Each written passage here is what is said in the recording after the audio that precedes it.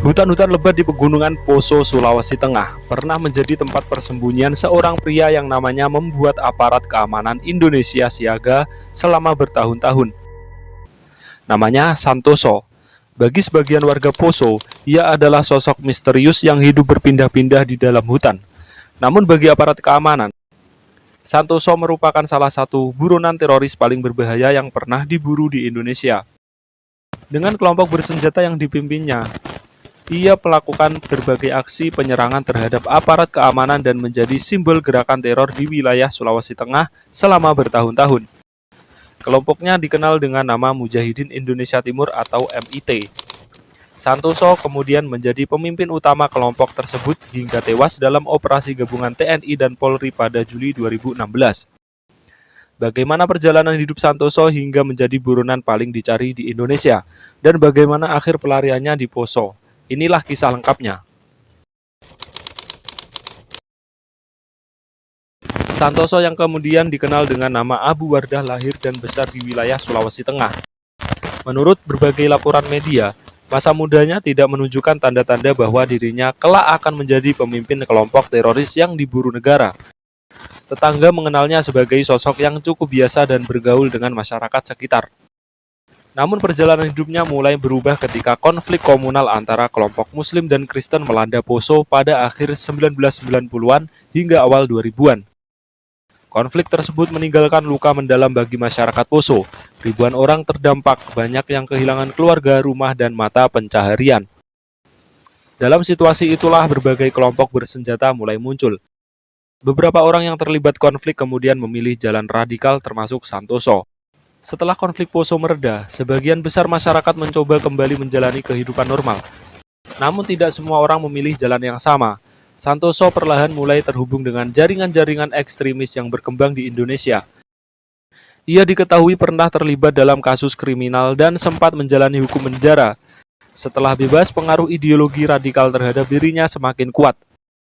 Di tahun-tahun berikutnya, Santoso mulai membangun jaringan sendiri di wilayah Sulawesi Tengah. Ia memanfaatkan kondisi geografis Poso yang dipenuhi pegunungan dan hutan lebat sebagai tempat persembunyian. Dari sinilah cikal bakal kelompok MIT mulai terbentuk. Sekitar tahun 2010, Santoso mendirikan kelompok yang kemudian dikenal sebagai Mujahidin Indonesia Timur atau MIT. Kelompok ini beroperasi di wilayah Poso dan sekitarnya. MIT bukan kelompok besar, jumlah anggotanya relatif sedikit dibanding organisasi teroris internasional lainnya. Namun mereka memiliki keunggulan besar. Mereka mengenal medan hutan Poso dengan sangat baik. Anggota MIT hidup berpindah-pindah dari satu lokasi ke lokasi lain di pegunungan. Mereka membuat tempat persembunyian sementara, memanfaatkan sungai, gua, dan hutan lebat untuk menghindari kejaran aparat. Lama-kelamaan nama Santoso mulai dikenal secara nasional. Ia menjadi target utama Densus 88 dan aparat keamanan Indonesia. Pada awal dekade 2010-an, berbagai aksi kekerasan yang dikaitkan dengan kelompok Santoso mulai terjadi. Kelompok ini dituduh terlibat dalam sejumlah serangan terhadap aparat keamanan. Akibatnya Santoso masuk dalam daftar buronan paling dicari. Foto dirinya tersebar di berbagai kantor polisi dan pos keamanan. Namun menangkap Santoso ternyata bukan perkara mudah. Setiap kali aparat mendekati lokasi persembunyiannya, kelompok MIT sudah lebih dulu berpindah. Mereka memanfaatkan jaringan pendukung di beberapa wilayah untuk mendapatkan logistik dan informasi. Bahkan dalam beberapa kesempatan, operasi pengejaran berlangsung berbulan-bulan tanpa hasil. Tahun 2014 menjadi titik penting. Santoso menyatakan dukungannya kepada kelompok teroris ISIS yang saat itu sedang menjadi perhatian dunia. Ia bahkan dikenal sebagai salah satu tokoh ekstremis Indonesia yang secara terbuka menyatakan baiat kepada ISIS. Keputusan tersebut membuat perhatian internasional tertuju kepada MIT. Kelompok Santoso mulai dianggap sebagai salah satu ancaman serius di kawasan Asia Tenggara. Beberapa anggota asing bahkan disebut pernah mencoba bergabung dengan kelompok tersebut. Sejak saat itu, operasi pengejaran terhadap Santoso semakin diperbesar. Untuk memburu Santoso, aparat Indonesia melaksanakan berbagai operasi keamanan. Salah satu yang terbesar adalah Operasi Camar Maleo yang kemudian dilanjutkan dengan Operasi Tinombala. Ribuan personel gabungan TNI dan Polri diterjunkan ke wilayah Poso. Mereka menyisir hutan, pegunungan, dan jalur-jalur yang diduga menjadi tempat persembunyian MIT. Operasi ini menjadi salah satu perburuan teroris terbesar dalam sejarah Indonesia modern. Sedikit demi sedikit, ruang gerak kelompok Santoso mulai menyempit. Jalur logistik mereka diputus, pergerakan mereka dipantau dari udara maupun darat.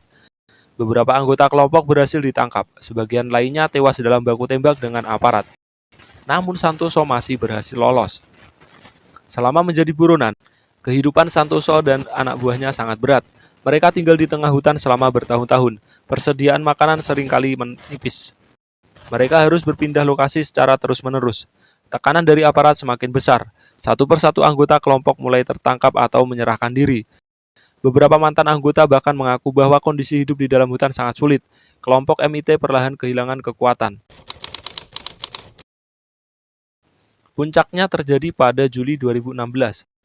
Saat itu Satgas Operasi Tinombala memperoleh informasi mengenai keberadaan kelompok MIT di wilayah Tambarana, Poso, pesisir utara. Pada tanggal 18 Juli 2016, terjadi kontak senjata antara aparat dan kelompok Santoso. Dalam baku tembak tersebut, 2 orang anggota MIT tewas. Setelah proses identifikasi dilakukan, aparat memastikan salah satu yang tewas adalah Santoso alias Abu Wardah. Kabar kematiannya langsung menjadi berita besar nasional.